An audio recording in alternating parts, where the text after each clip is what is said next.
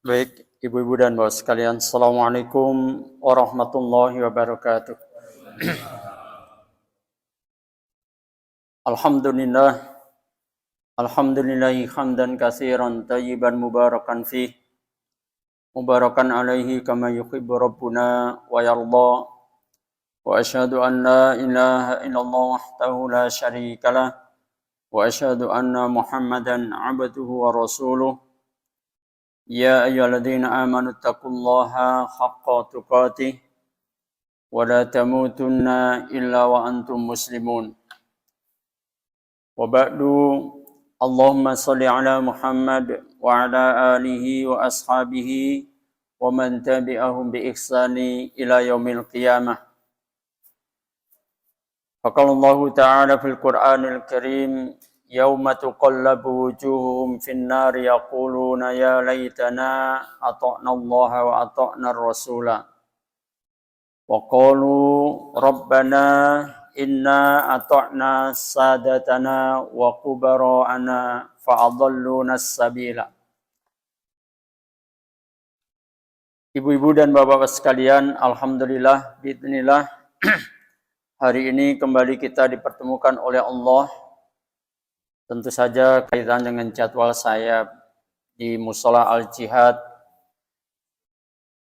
untuk melanjutkan bahasan kita pada pertemuan bulan yang lalu, yaitu tentang Yaumul Hasrah, tentang hari penyesalan, yang pada pertemuan lalu saya berhenti pada dua ayat Allah Subhanahu wa Ta'ala yang Allah menyampaikan dalam kalamnya yang mulia itu, ada manusia yang menyesal di akhirat tentu saja ya, karena ketaatannya kepada pemimpin, ketaatannya kepada pembesarnya.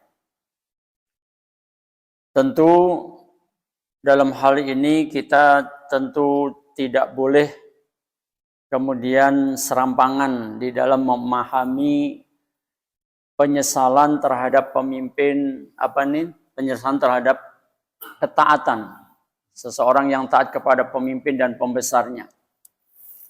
Karena tentu kenapa kok ada manusia yang menyesal karena di dunia mentaati pemimpin dan pembesarnya, padahal ada kewajiban di ayat yang lain kita harus taat kepada pemimpin. Sebagaimana di dalam surat An-Nisa ayat yang ke-59, ya ayyuhalladzina amanu ati'ullaha wa ati'ur rasula wa ulil amri minkum al-ayah. Wahai orang-orang yang beriman, taatilah Allah, taatilah Rasulullah dan para pemimpin di antara kalian. Ulil amri minkum. Nah, saudaraku seiman yang insyaallah dimuliakan Allah Subhanahu wa Ta'ala, dalam ayat tersebut khusus untuk ketaatan kepada pemimpin tidak ada kata-kata ta'ata. Kepada Allah ada kalimat ati'u. Ati'ullah, kepada Rasul juga ada ati'u. Tetapi begitu kepada pemimpin tidak menggunakan ati'u. Hanya disambung dengan wa ulil amri minkum. Ini menunjukkan bahwa ketaatan kepada pemimpin itu sepanjang pemimpin itu sesuai dengan Al-Quran dan As-Sunnah. Ya.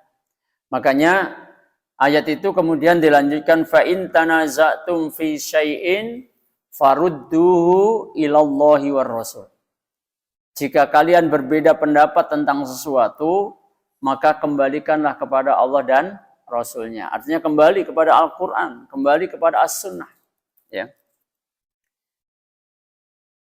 Manakala kita ketemu aturan Allah, aturan yang dijelaskan oleh Rasulullah, maka mutlak wajib kita harus taat kepada aturan Allah dan Rasulnya.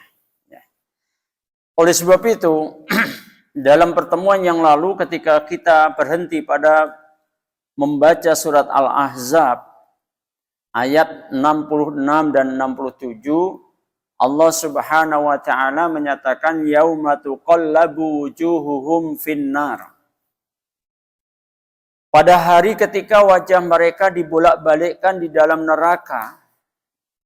Artinya ada manusia yang dimasukkan ke dalam neraka, ya mudah-mudahan kita dan keluarga kita terhindarkan dari api neraka sesuai dengan doa kita, doa sapu jagat kita, waqina adzabannar, ya. Ada manusia yang digambarkan tuqallabu wujuhuhum finnar. Muka mereka dibolak-balikkan di dalam neraka, wajah mereka dibolak-balikkan di dalam neraka, maknanya mereka masuk neraka. Kenapa mereka sampai masuk neraka? Mereka kemudian yang masuk neraka itu mengungkapkan yaquluna. Mereka kemudian mengatakan ya laitana ata'nallaha wa ata'nar rasulah. Wahai sekiranya dulu ketika di dunia, maksudnya ya, kami taat kepada Allah, kami taat kepada Rasulullah. Berarti yang Allah ceritakan ini, hambanya yang masuk neraka, asbabnya adalah tidak taat kepada Allah, tidak taat kepada Rasulullah. Ketidaktaatan kepada Allah, ketidaktaatan kepada Rasulullah ini berjenjang juga. Karena kalau kita misalkan membahas bab syafaat misalkan, ya, maka kita temukan ternyata ada orang beriman yang masuk neraka juga. Ya. Tetapi masuknya orang beriman ke dalam neraka tidak kekal. Ya. Makanya disebut oleh Rasulullah bi syafaati, oleh sebab syafaatku kemudian mereka dikeluarkan dari api neraka. Ya, atau sebab-sebab yang lainnya banyak ya. Tapi kita tidak membincangkan itu. Itu hanya menggambarkan, bahkan sampai Rasulullah menyatakan, aku tahu manusia yang terakhir keluar dari neraka dan terakhir masuk surga. Masya Allah. Berarti ada kan penghuni surga, tapi bahasa kita gimana? Pakai mampir neraka, ya. Sampai digambarkan seperti itu. Bahkan kelompok ini, kelompok yang keluar, manusia yang keluar dari neraka terakhir dan kemudian masuk ke surga juga terakhir, dialah yang menempati surga tingkat paling rendah. Paling rendah. Dan tapi setiap orangnya dapat jatah 10 kali dunia. Masya Allah. Ya. Baik, saudaraku seiman, ya. Maka ketidaktaatan kepada Allah, ketidaktaatan kepada Rasulullah itu berjenjang. Artinya kesalahan kalau tidak taat kepada Allah, tidak taat kepada Rasul berarti berbuat salah dia. Ya. Maka kesalahan itu berjenjang, kekafiran itu juga berjenjang. Kalau kufurnya kufur yang kufur nikmat misalnya itu ya harus hati-hati, walaupun kita bukan dalam rangka meremehkan ya, tetapi hendaklah hati-hati juga. Tapi juga diancam neraka juga kalau sampai kufur nikmat. Tapi kufur kalau dimaknai keluar dari Islam, kufur juga ya berarti kekal dia di dalam neraka, tidak akan keluar selamanya. Innahu may yusyrik billahi faqad harramallahu alaihi al-jannah wa ma'wahun nar. Sesungguhnya orang-orang yang mempersekutukan Allah, karena mempersekutukan Allah itu menjadi bagian dari nawaqidul iman, pembatal keimanan. Ya. Maka Allah mengharamkan baginya surga dan tempat kembalinya wa ma'wahun nar, tempat kembalinya adalah neraka. Ya, itu dalam surat Al-Maidah ayat 72 itu ya. Nah, saudaraku seiman, maka di dalam surat Al-Ahzab ayat 66 ini Allah memberitahu kita, sebenarnya Allah itu sayang banget ya. Ada hambanya yang dimasukkan ke dalam neraka, dan orang yang dimasukkan ke dalam neraka itu mengungkapkan apa asbabnya dia masuk neraka, tak lain karena dia tidak taat kepada Allah dan tidak taat kepada Rasul. Wahai kiranya dulu ketika aku di dunia taat kepada Allah, taat kepada Rasul, berarti dia tidak taat ya. Nah, saudaraku seiman, kemudian siapa sebenarnya yang menjadi penyebab ya, siapa sih yang ngajak-ngajak tidak taat kepada Allah, tidak taat kepada Rasulullah? Di dalam ayat 67-nya mereka yang masuk neraka itu mengungkapkan, melanjutkan ungkapannya. Wa qalu, kemudian mereka berkata, Rabbana inna ata'na sadatana wa kubara'ana. Rabbana wahai Rabb kami, inna sesungguhnya kami ata'na, kami hanya mentaati sadatana wa kubara'ana. Hanyalah mentaati para pemimpin dan para pembesar kami. Ketika di dunia tentu saja ya. Kenapa dengan pemimpinnya? Kenapa dengan pembesarnya yang ditaatinya? Ternyata disambung dengan kalimat fa'adhallu nas-sabila. Mereka para pemimpin dan pembesar kami itu menyesatkan kami dari jalan yang benar. Ya. Menyesatkan kami dari jalan yang benar. Tidak ada jalan yang benar yang selalu kita mohonkan ihdinas siratal mustaqim kecuali inna hadzal qur'ana yahdi lillati hiya aqwam. Inilah Al-Qur'an Quran inilah yang bisa menunjuki kepada jalan yang aqwam, yang mutlak kebenarannya. Ya. Maka saudaraku seiman, ketika Rasulullah Shallallahu Alaihi Wasallam tentang jalan kebenaran ini, Rasulullah Shallallahu Alaihi Wasallam pernah membuat garis, ya, garis lurus satu yang pertama. Ya. Kemudian dikatakan oleh Rasulullah, inilah jalan yang lurus. Jalan yang lurus itu cuma satu. Kemudian Rasulullah Shallallahu Alaihi Wasallam membuat lagi gambar di samping kiri kanan garis yang pertama tadi dalam jumlah garis banyak. Kemudian Rasulullah Shallallahu Alaihi Wasallam menyampaikan bahwa garis-garis yang banyak di sisi kiri kanan garis pertama tadi menggambarkan ini jalan semua ada setannya. Banyak, kelihatannya kayak lurus gitu loh. Ya, tapi ternyata banyak setan, ada setannya. Ya. Maka kemudian Rasulullah SAW membacakan surat Al-An'am ayat 153. Ya. Nah, saudaraku seiman yang insyaallah dimuliakan Allah Subhanahu wa taala. Maka oleh sebab itu jalan yang benar itu cuma satu. Didasarkan Al-Qur'an dan As-Sunnah, itu yang benar. Maka oleh sebab itu pada malam hari ini saya juga ingin mengingatkan untuk menuju ke 14 Februari ini. Ya. Yang direkam ini ya. Menuju 14 Februari kita harus juga hati-hati. Karena yang namanya aturan Allah yang dijelaskan oleh Rasulullah Sallallahu Alaihi Wasallam itu seluruh aspek kehidupan. Tidak hanya kemudian, kan sekarang lagi musimnya nih, kalau lagi menjelaskan tentang kriteria pemimpin gitu, jangan mempolitisir agama, jangan bawa-bawa agama dalam pemilu lah. Bagaimana orang itu kehidupan? Apapun yang Bapak Ibu lakukan nanti, pasti Allah akan minta pertanggungjawaban. Itu karena bagian dari hidup kita. Bagian dari kegiatan hidup kita. Apakah ada kira-kira bagian dari kehidupan kita yang dilepas oleh Allah dari catatan? Enggak ada. Semua pasti akan dicatat oleh Allah. Kita nanti tinggal ditimbang aja. Perbuatanmu, kalaulah kita mau ngomong 14 Februari ya.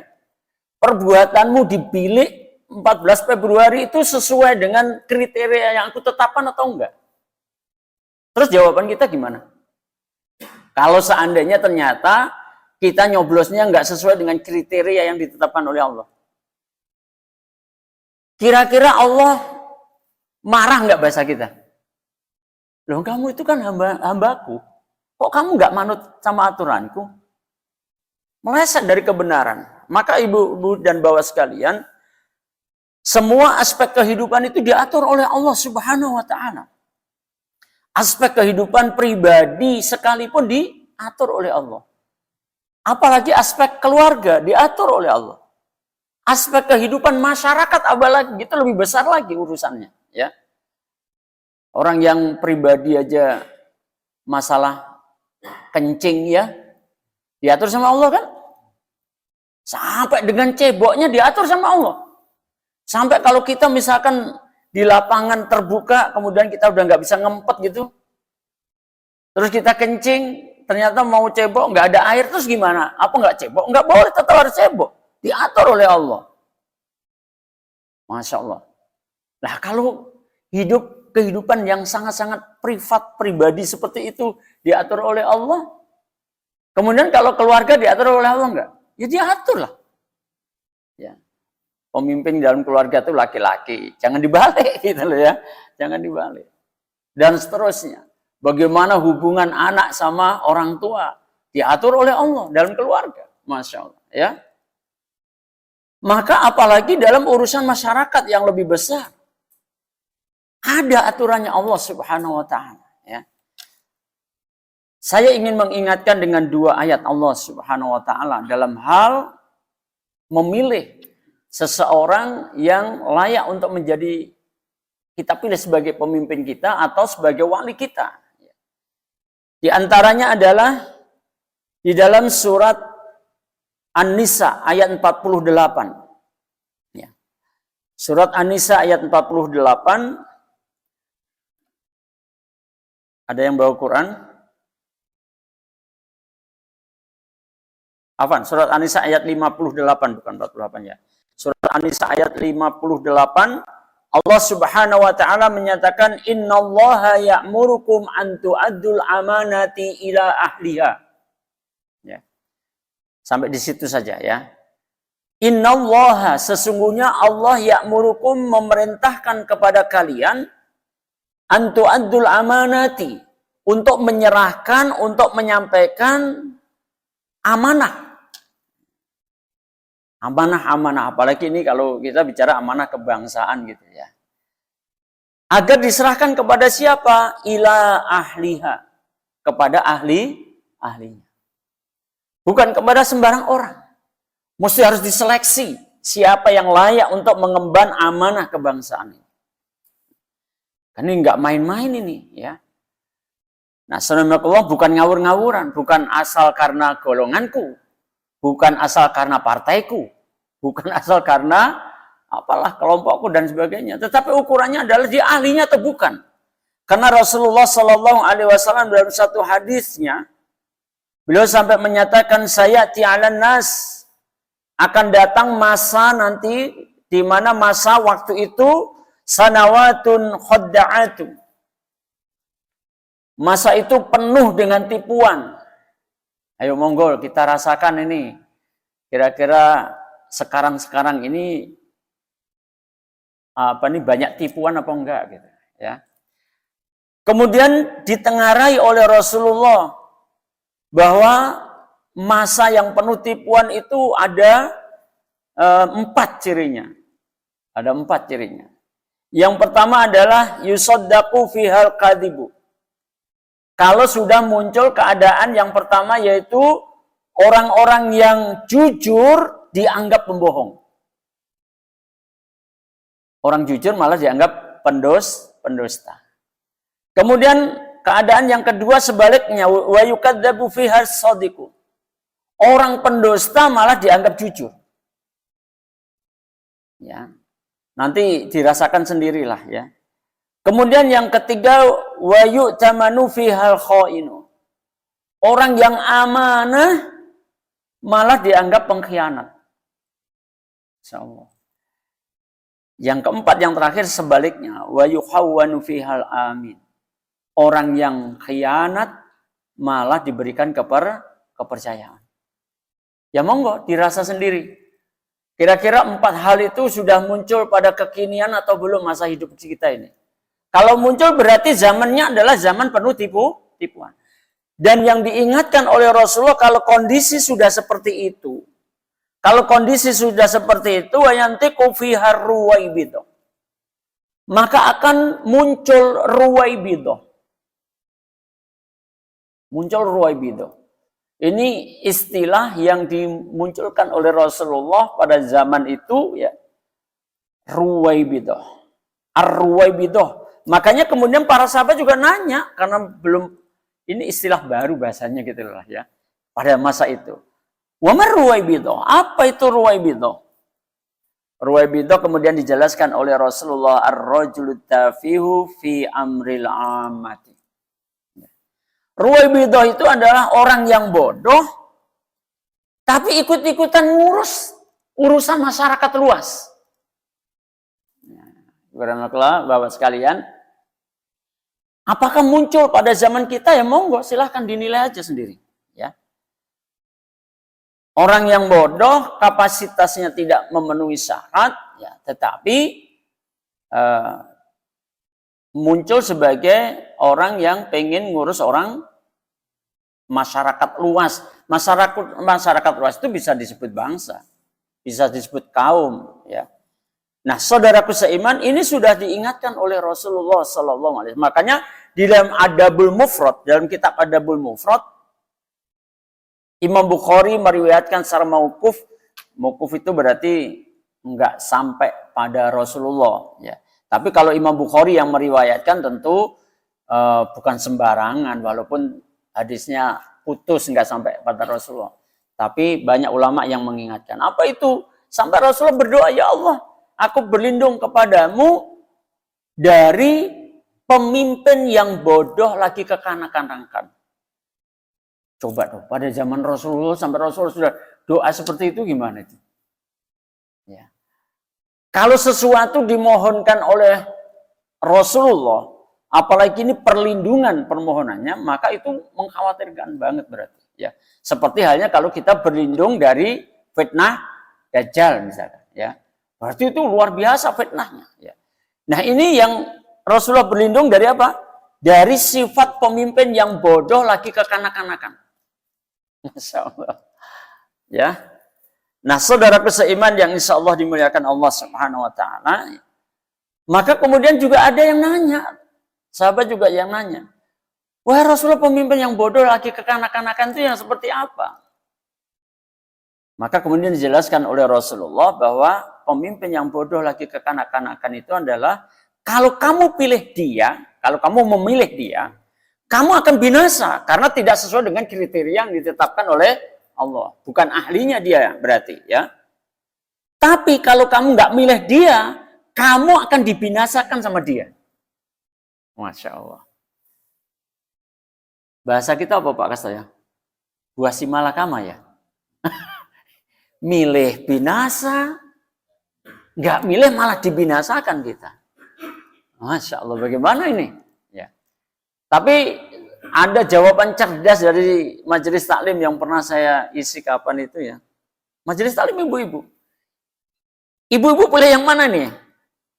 Pilih binasa atau pilih dibinasakan? Jawabannya tepat. Kami lebih baik binasa. Berarti lebih baik tidak memilih dia. Milih dibinasakan. Apa? Milih dibinasakan. Lebih baik kami dibinasakan oleh dia daripada kami milih dia. Gitu. Insyaallah. Luar biasa. Daripada dibinasakan oleh Allah, mendingan dibinasakan oleh yang tidak kita pilih. Nah, saudaraku seiman yang insyaallah dimuliakan Allah Subhanahu Wa Taala, innallaha ya'murukum an tu'addul amanati ila ahliha. Kemudian ayat yang kedua yang ingin saya ingatkan adalah Surat Al-Ma'idah ayat 55. Saudaraku seiman yang insyaallah dimuliakan Allah Subhanahu Wa Taala, ini agak panjang nih surat Al-Ma'idah ayat 55. Ayatnya pendek tapi tafsirnya cukup panjang. Allah Subhanahu Wa Taala dalam ayat yang mulia ini menyatakan innama waliyukumullahu wa rasuluhu walladzina amanu. Saya koma dulu di situ ya. Innama waliyukumullahu wa rasuluhu walladzina amanu. Sesungguhnya wali kalian itu, waliyukum itu, wali itu bisa dimaknai penolong, bisa dimaknai pelindung, bahkan juga bisa dimaknai pemimpin. Ya. Pemimpinmu siapa? Penolongmu siapa? Pelindungmu siapa? Ya. Yang pertama disebut adalah Allah. Yang kedua adalah wa rasuluhu, dan juga rasulnya. Ini mutlak ini, Allah dan rasulnya. Ya. Makanya kita selalu juga mengikrarkan di dalam sholat kita, iyyaka na'budu wa iyyaka nasta'in. Wa iyyaka nasta'in, dan hanya kepadamu ya Allah kami mohon pertolongan. Bukan kepada siapa lagi, ya. Kepada Allah. Ya. Kemudian di dalam keduniaan, walladzina aman, penolong kita itu adalah orang-orang beriman. Ya. Ini membatasi karena didahului dengan kalimat innama. Ya hanya itu, nggak boleh yang lain. Jadi orang yang layak untuk dijadikan pemimpin itu, orang yang layak untuk dipilih jadi pemimpin itu adalah orang yang beriman. Sudah nggak ada yang lain lagi gitu. Kriteria pertamanya yang harus kita perhatikan adalah harus wajib orang beriman.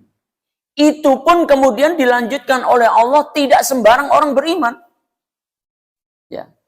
Orang beriman pun diseleksi. Orang beriman yang bagaimana? Alladzina yuqimunas sholata wa yu'tunaz zakata wa hum raki'un. Orang beriman yang layak untuk diberikan amanah, untuk mendapatkan amanah itu, untuk kita pilih menjadi wali kita, penolong kita, pelindung kita dalam urusan dunia, ya, yang tabi'ah, ya. Kemudian menjadi pemimpin kita, wali makna pemimpin adalah orang beriman yang yuqimunas shalah yang pertama. Dia menegakkan sholat.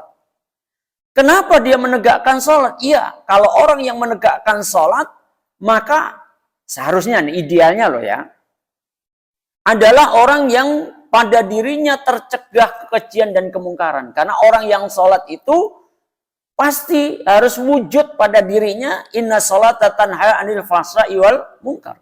Sesungguhnya sholat itu bisa mencegah kekejian dan kemungkaran. Kalau kemudian kita sholat, kemudian tetap mengerjakan kekejian, kemungkaran, ya nggak ada faedahnya sholat kita. Makanya bahasanya nilai sholat itu bisa kita aplikasikan di dalam masyarakat. Dagang, ya dagang sebagai orang yang sholat, gitu. Kerja, ya kerja sebagai orang yang sholat, gitu. Ya. Rumah tangga, ya rumah tangga yang orang-orangnya adalah sholat. Nilainya ada gitu. Ya. Nah, seorang pemimpin beriman, dia sholat, maka dirinya akan tegak nilai sholat itu. Dia sendiri tidak mengerjakan kekejian, tidak mengerjakan kemungkaran, sekaligus dia punya semangat untuk mencegah kekejian dan kemungkaran. Ini mutlak pemimpin yang seperti ini. Ya. Masa kemungkaran sama kekejian mau dibiarin aja? Ya enggak lah, harus diberantas ya. Nah, subhanallah. Kemudian yang kedua adalah wa yu'tunaz zakah, menunaikan zakat. Dijelaskan di dalam tafsir tahlili, tidak hanya bermakna dengan makna orang itu mengeluarkan sebagian dari hartanya kemudian diberikan ke mustahik. Enggak hanya begitu. Kalau cuma begitu gampang. Coba dari harta kita yang mau kita infakkan berapa, Pak Tarno? Kalau dalam bahasan fikih paling banter 10% kalau itu masalah pertanian dan sebagainya. Kira-kira lebih banyak yang untuk diri kita yang kita nikmati di dunia ya, atau yang kita berikan kepada orang lain? Lebih banyak yang kita nikmatin kan? Cuma paling, apalagi ini bukan wajah-wajah petani semua, ya, paling 2,5%, paling banter-banter 5% lah gitu ya. Kalau mau ekstra-ekstraan gitu, 5% gitu ya. Kemudian yang untuk diri kita yang kita nikmatin di dunia apa? Berapa? 95%. Masya Allah. Ya. Nah, kalau hanya seperti itu gampang. Itu pun juga ternyata kaum muslimin juga banyak yang pelit. Nah, saudara muslimin, Apa kalau begitu yang diharapkan? Kalau orang beriman itu sudah terbiasa menunaikan zakat, akan muncul pada dirinya jiwa yang baik. Dia menjadi orang yang baik hati, dermawan. Bahkan dia akan muncul sebagai pribadi, sosok pemimpin yang memperhatikan nasib dari rakyatnya. Ini tafsir tahlili itu tafsir yang diterbitkan oleh Departemen Agama. Ini yang saya hadapi ini adalah tafsir dari Departemen Agama. Ya. Bahkan kemudian orang yang menunaikan zakat, sosok pemimpin yang suka menunaikan zakat itu akan muncul pada pribadinya itu contoh-contoh yang baik, membela orang-orang beriman, membela terlebih lagi orang-orang beriman yang lemah, lagi miskin. Nah, saudaraku seiman, dan yang ketiga adalah wahum rokiun.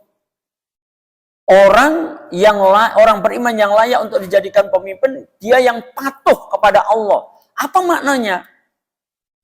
Dijelaskan dalam tafsir tahlili ini adalah mereka adalah senantiasa merendahkan dirinya di hadapan Allah dalam wujud dia menjadi ahli ibadah. Dan juga dia terhadap masyarakat yang dia pimpin memperlihatkan akhlak dan perbuatan yang mulia. Masya Allah. Ya.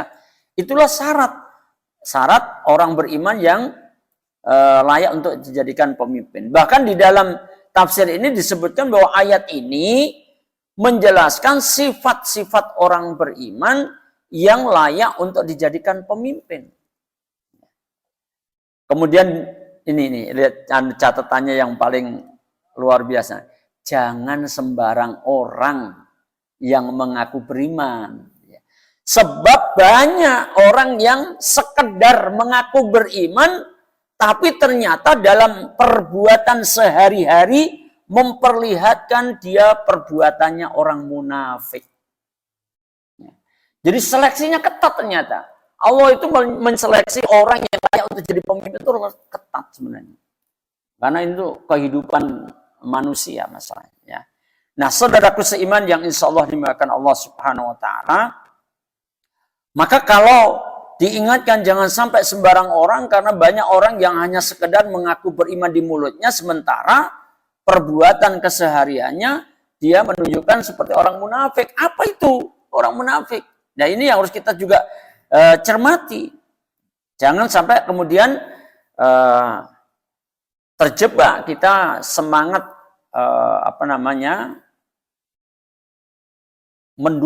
saling mendukung itu nggak selektif gitu, nggak selektif.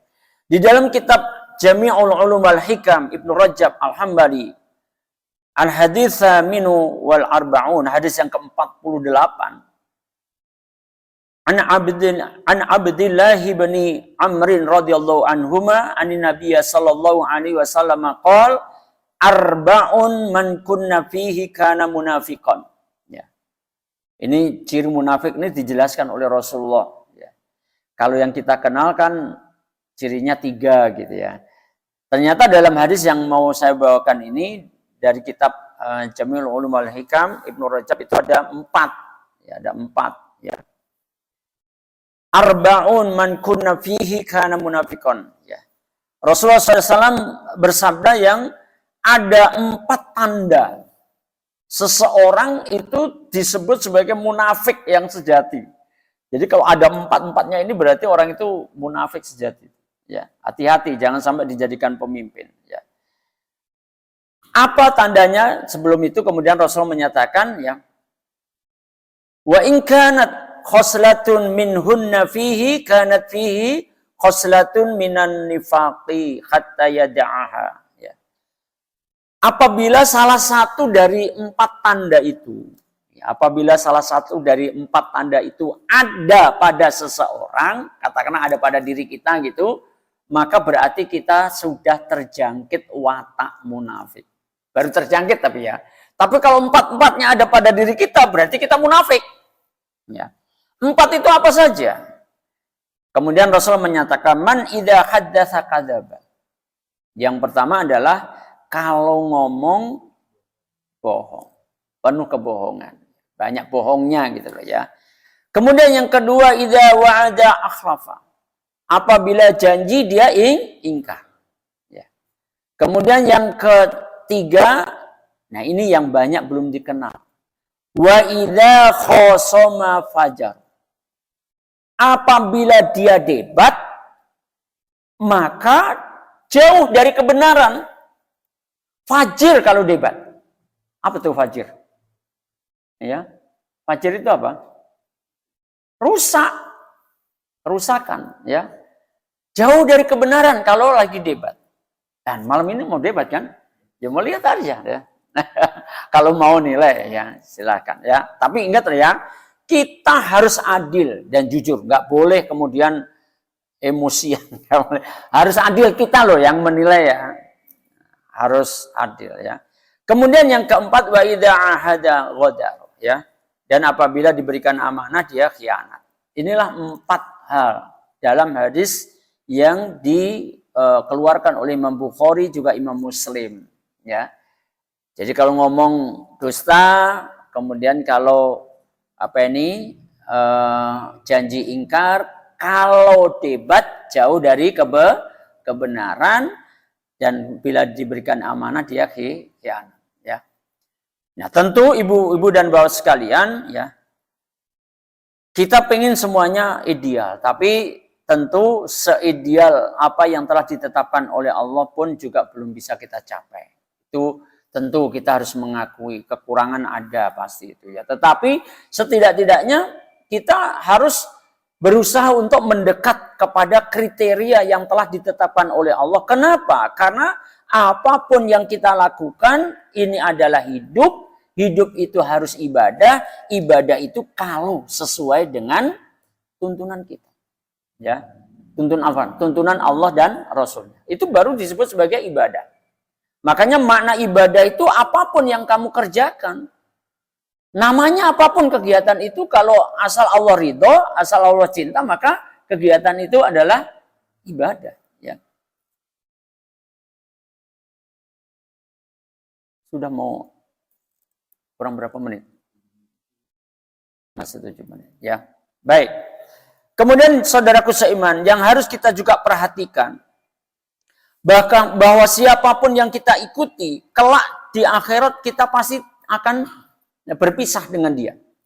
Bahkan dikatakan oleh Allah Subhanahu wa taala dalam ayat yang mulia suratul Baqarah ayat 166 167, orang yang kita ikuti itu akan berlepas diri. Walaupun di dunia mungkin jadi tim sesnya gitu, nah di akhirat kenal sama kita. Halo? Kalau Pak Mul jadi tim ses enggak? Kalau misalkan jadi tim ses, nanti kalau di akhirat juga nggak akan kenal sama kita. Diputus oleh Allah Subhanahu wa taala, ya. Lihat itu suratul Baqarah ayat 166 167, ini juga mengungkapkan penyesalan orang. Sudah terlanjur ketika di dunia diikuti, ditaati, didukung-dukung, ternyata di akhirat nggak bisa bantu kita. Ya. Idzabarra alladziina tubi'u minal ladziina taba'u wa ra'awul 'adzaba wa taqatta'at bihimul asbab. Ketika orang-orang yang diikuti, ketika di dunia diikuti, ditaati, ternyata berlepas tangan dari orang-orang yang mengikuti. Jangankan hubungan antara kita dengan pemimpin. Darah yang mengalir di tubuh kita itu kira darah siapa kalau kita bicara? Ayah dan bunda kita. Ayah dan bunda kita saja nanti ketika di akhirat terputus. Wa idza nufikha fis suri fala ansaba bainahum yauma idzi wala yatasaalun. Ya. Dan apabila sangkakala sudah ditiup, apa peristiwa apa itu? Kiamat. Kalau kiamat sudah terjadi, fala ansaba bainahum, maka akan terputus tali kekeluargaan di antara mereka. Yauma idzi wala yatasaalun. Pada hari itu sudah tidak saling bertanya lagi, nggak kenal lagi. Masya Allah. Apalagi kemudian di dalam surat Abasa lebih mengerikan lagi. Dalam surat Abasa ditunjukkan bahwa peristiwa itu peristiwa yang sangat dahsyat. Sampai kita lupa saudara, lupa ayah, bunda. Masya Allah ya. Bentar ya. Surat Abasa ayat 33 sampai 37 itu ya. Inilah hubungan ya. Jangan dibayangkan kalau kita di dunia itu renteng-renteng ke sana kemari, ya, runtang-runtung ke sana kemari terus di akhirat saling kenal, enggak ya. Wa idza ja'atis sakhah, apabila sudah terdengar suara yang memekakkan telinga. Ini tiupan sangkakala kedua ya.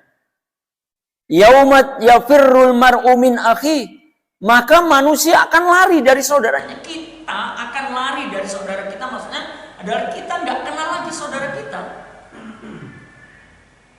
Wa ummihi wa abi, juga nggak kenal lagi kita sama ibu kita, sama ayah kita. Coba para masyayikh itu kalau membacakan ayat ini kebanyakan nangis, membayangkan situasi saat itu. Kita di dunia rukun, masya Allah, ya. Ternyata ketika di akhirat diputus semuanya. Ya. Kita nggak kenal lagi kapan ibu kita, nggak kenal abi kita, nggak kenal abah kita, nggak kenal ayah kita. Wa sahibatihi wa bani. Kita juga nggak kenal sama pasangan kita, ya. Dan juga anak-anak kita nggak kenal lagi. Coba, kapan itu kejadiannya? Setelah tiupan sangkakala kedua, yaumul ba'ats berarti ya. Kenapa kok seperti itu? Kenapa kok seperti itu? Likulli mri'in minhum yauma idzin sya'ni yughni. Karena ini harus kita alami di akhirat nanti, ya kita masuk kelompok menyesal karena kurang ketaatan kita saja, bukan menyesal karena dosa ya. Apalagi nyesal sampai menyesal kekafiran ya jangan ya. Nyesal karena dosa luar biasa. Mudah-mudahan kita dan keluarga kita hanya menyesal karena kurang banyak taat saja ya. Wallahu a'lam bishawab, barakallahu fikum. Karena ada acara yang ditunggu-tunggu oleh masyarakat Indonesia, debat presiden yang terakhir ya, capres yang terakhir hari ini kan, malam ini kan. Ya kita segera sholat Isya dan segera untuk mengikuti. Mudah-mudahan bisa menjadi ajang untuk penilaian kita bisa mendekati apa yang dikriteriakan oleh Allah Subhanahu wa taala. Wallahu a'lam bishawab, barakallahu fikum. Akhiru da'wana alhamdulillahi rabbil alamin wa sallallahu nabiyina Muhammadin sallallahu alaihi wasallam. Kita cukupkan dengan kifaratul majlis. Subhanakallahumma wa bihamdika asyhadu an la ilaha illa anta astaghfiruka wa atubu ilaik. Wassalamualaikum warahmatullahi wabarakatuh.